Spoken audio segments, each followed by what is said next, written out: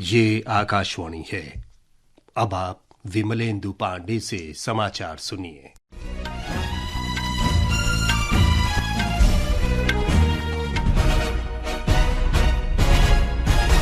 प्रधानमंत्री नरेंद्र मोदी ने आज मध्य प्रदेश में बीना रिफाइनरी में 50,000 करोड़ रुपए मूल्य की एथिलीन परियोजना की आधारशिला रखी।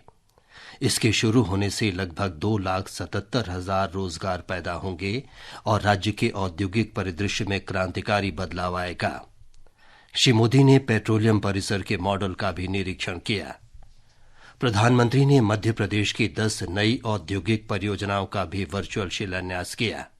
इन परियोजनाओं में 1 लाख करोड़ रुपए से अधिक का निवेश होगा और 2,37,000 नए रोजगार अवसर सृजित होंगे। जनसभा को संबोधित करते हुए प्रधानमंत्री ने कहा कि इन परियोजनाओं से विकास में तेजी आएगी।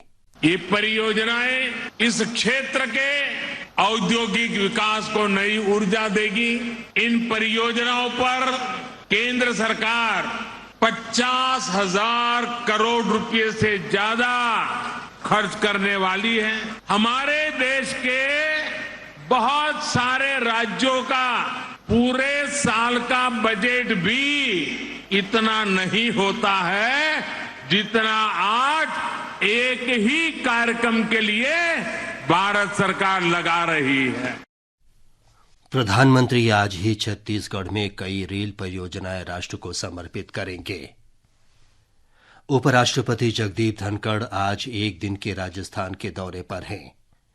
श्री धनखड़ ने आज सुबह टोंक जिले के अविका नगर में केंद्रीय भेड़ एवं ऊन अनुसंधान संस्थान का दौरा किया। उपराष्ट्रपति ने संस्थान द्वारा विकसित की गई उन्नत नस्ल की भेड़ों और उत्पादों का निरीक्षण किया। विश्व बैंक के अध्यक्ष ने कहा कि भारत में जो विकास पिछले 6 वर्ष में हुआ है वो 50 वर्ष में नहीं हो सकता था। G20 सतत वित्त कार्य समूह की बैठक के दूसरे और अंतिम दिन आज G20 सतत वित्त कार्य योजना पर विचार विमर्श जारी रहेगा। इस वर्ष की रिपोर्ट को अंतिम रूप देने के लिए ये बैठक कल वाराणसी में शुरू हुई। वित्तीय समावेशन के लिए चौथी G20 वैश्विक साझेदारी बैठक आज मुंबई में शुरू होगी। 3 दिवसीय बैठक में G20 सदस्य देशों, विशेष आमंत्रित राष्ट्र और अंतर्राष्ट्रीय संगठनों के 50 से अधिक प्रतिनिधि भाग लेंगे। बैठक में डिजिटल वित्तीय समावेशन तथा लघु और मध्यम उद्यम वित्त के क्षेत्र में वित्तीय समावेशन एजेंडे पर चर्चा होगी। देश भर में आज हिंदी दिवस मनाया जा रहा है। 14 सितंबर 1949 को संविधान सभा ने हिंदी भाषा को देश की आधिकारिक भाषा के रूप में अपनाया था।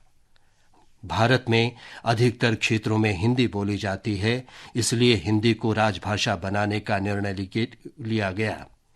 दुनिया में व्यापक रूप से बोली जाने वाली भाषाओं में से एक हिंदी 52 करोड़ से अधिक लोगों की पहली भाषा है।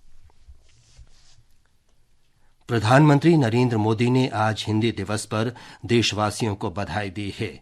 एक सोशल मीडिया पोस्ट में श्री मोदी ने आशा व्यक्त की कि हिंदी भाषा राष्ट्रीय एकता और सद्भावना के सूत्र को मजबूत करती रहेगी। केंद्रीय गृह मंत्री अमित शाह ने हिंदी दिवस के अवसर पर देशवासियों को शुभकामनाएं दी हैं। गृह मंत्री ने कहा कि हिंदी दुनिया के सबसे बड़े लोकतंत्र भारत में भाषाई विविधता को एकजुट करती है। हिंदी एक लोकतांत्रिक भाषा रही है और इसने विभिन्न भारतीय भाषाओं और बोलियों के साथ साथ कई वैश्विक भाषाओं का भी सम्मान किया है।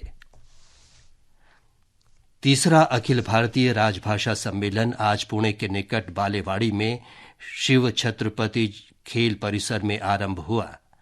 सम्मेलन में विकसित भारत का भाषाई परिदृश्य, हिंदी के विकास में मीडिया की भूमिका तथा भारतीय सिनेमा और हिंदी विषय पर विचार विमर्श होगा।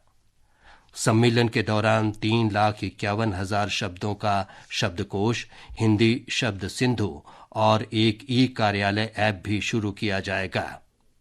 इसके साथ ही ये समाचार बुलेटिन समाप्त हुआ।